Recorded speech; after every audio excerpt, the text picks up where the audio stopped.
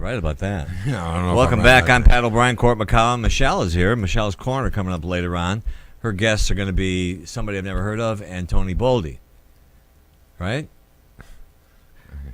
I guess Tony's the guy we never heard of. All right. Why you gotta go there? Why do I have to start that? I want to thank Mike Breen for coming on. It's always great to get the guy who in the news more than anybody, really, as an announcer over the last week. When you were calling games and you were like you're doing the NCAA and you called so many different things. How much of it did you ever have like guys from Vegas, like some guy trying to get an inside? Always. One time during the Final Four, a law firm in Denver had you fill out your bracket, and they had their competition with another law firm. Right.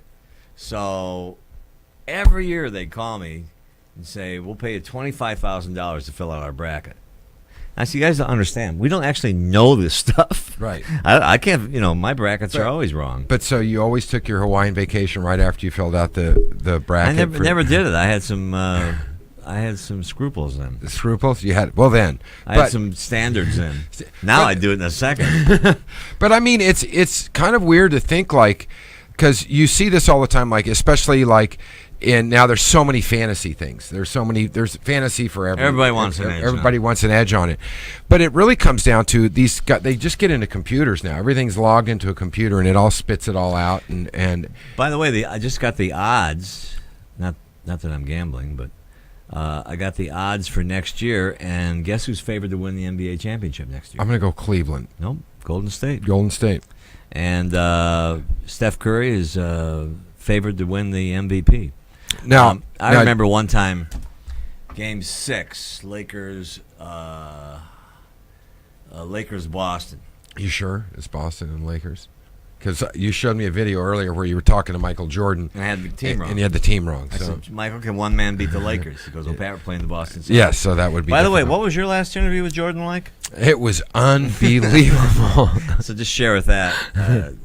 Share me with that. Yeah. Tony Boldy is coming in and said, Pat, why don't you know who I am? Well, I don't. No, I'm not going to go. What was I talking about? I don't know. No, it was important. No, you're talking about Game 6. Oh, Game 6. Yeah. And I went back to the locker room. This is a segment not about sports, by the way. Yeah, we said let's don't do sports. I went back to the locker room, and Magic was on the training couch getting an IV and everything. And I said, hey, what's up, dude? And he goes, I don't think I said dude. He said, I'm not playing today. I was the only person who knew that. Oh. So I called the studio, and I said, you guys know Magic's not playing today? They went, what? They said, get over there on the sideline and open the show with that. So, cut to Vegas in one of the sports books. You know how crazy those places are on Game 6s and 7s. Someone told me that when I came on the screen and said Magic Johnson's not playing today, the entire place just emptied out. Emptied out. Wow. I wonder if one of those But now everybody knows everything, and it's amazing how right the line always is. Well, that's the interesting thing, especially about somebody once told me, I won't tell you who, but I said, how come the line is always right, And this person, a very famous basketball player, said, the refs always know the line. No. Yeah, that's what he said. No. Well, how do they do it in football, for example? Football is always, I'm not saying they cheat. No. But they know the line. And the NBA works with Vegas on the line. Did you know that? I didn't know that. Yeah. Well, does the NFL do that as well? They all do. So the NFL, the NBA, baseball, but there's hardly ever a line on baseball, but they all work together. And so the wise guys in Vegas will work with the wise guys of the NBA. And if they see a flag, especially in college basketball, the flags would always be some like University of South Dakota versus Moorhead State. And, if somebody was betting on that team, like $10,000 on that game for them to win by 10, that's a flag. Right. And they would keep their eye on that game. But I was surprised to know that they do this all the time. They go back and forth. And by the way, there's a flag on the Cavaliers game. It's no longer 5, it's 8. Wow. So they work together for the good of the public. Well, I would guess so, but I mean, it's still weird to think like that they can still like. But I mean, way ahead of time, they're calling this at let's say, it's the Patriots versus the Colts or something, and there's like a 6.5 point. It's 6.5, and they win by 7, or it's like how in the hell is that going on? We can get RJ Bell on someday from Vegas and talk about. I don't know how they do it, but they have a certain schematic that tells them about all the injuries and everything, and they run it through computers. It's crazy, huh? It's crazy. By the way, I was up in Montecito with my son over the weekend, and happy Father's Day, by the way. You You had a nice. And you had a nice chat with Sean too on the way there. I did. Yeah. I did. So we're in Lucky's, which is the steakhouse up there. Okay. Would you look at that website, by the way? I didn't. I did not look at the website yet. We can't say what it was, but so we're in Lucky's, and two guys pull me over. People are always pulling me over to ask me what to do. Right. I haven't done the NBA in 20 years. Right. So that's called Impact, by the way. But they said, Pat, Were they drunk? Who do we bet on? Should we bet on LeBron or bet on Curry? Right. And I said, well, I'm pretty sure Golden State's going to win this game. Yeah. And it was. And they said, well, I don't know.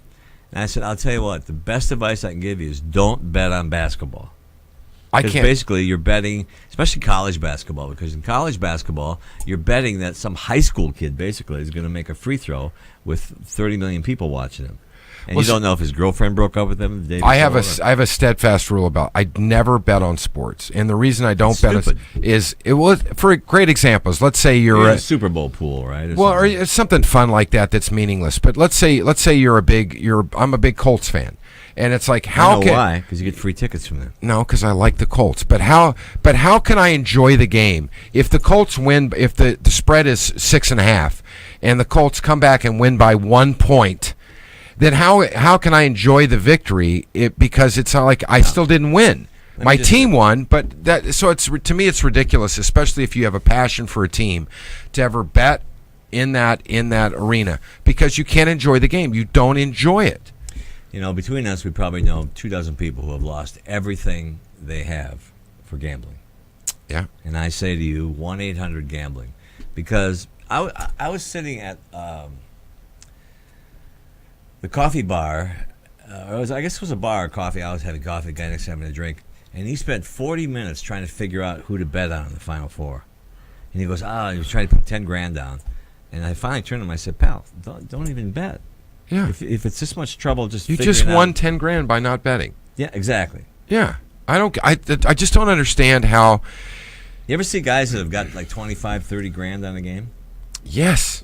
Yeah, I've seen. After I did a show in Vegas for 9 years. That's right. And you're the king of Vegas. I'm one of the kings of Vegas. There's many kings of Vegas. You, let's let that go. Bradley. And so, but the one thing the one thing that's interesting is you watch these people go in, and they're spending all this money gambling, blackjack, craps, whatever, and it's just like, what? Do you really have that much disposable income? I mean, that's disposable because it's pretty much gone. They don't build these hotels because you're winning money. They build these hotels because you lose. Well, I used to bet with, I used to gamble with Barkley and Jordan, those guys, and they just have way too much money. And if you have that much money, and they earned it, by the way, good for them. Yeah. But as Barkley always said, when I lose $3 billion, call me. Well, first of all, Charles, you don't have $3 billion. Yeah. But you win 17% of the time in Vegas. Okay. So guys with money can sit around and play until their 17% comes back. Well, you get that? I do a little bit, but it's still just this ridiculous. I don't gamble. I don't like it. I don't like it. I don't enjoy it. If you and I went to Vegas, which you will, by the way, we're going to take over the Vegas studio soon. Michelle, do you know when? Soon as possible. ASAP. We're coming out there, but we'll play a little blackjack and $5, $20. I don't mind doing the $5 thing, but it's just to get into. You might as well take $1,000 and throw it away, and throw it on the thing, and then if you win, it's just like be done. Winnings. Yeah. When we come back, we'll continue all this. We'll find out how much money Court has actually lost in Vegas. Tony Boldy is listening and watching, and we love Tony. He's on at 1 o'clock. 1 o'clock, right? And it's called Afternoon Delight. Boy, you're Which I- really on top of this. which I think is a metaphor for sex, right? I don't know. We'll be back in a minute.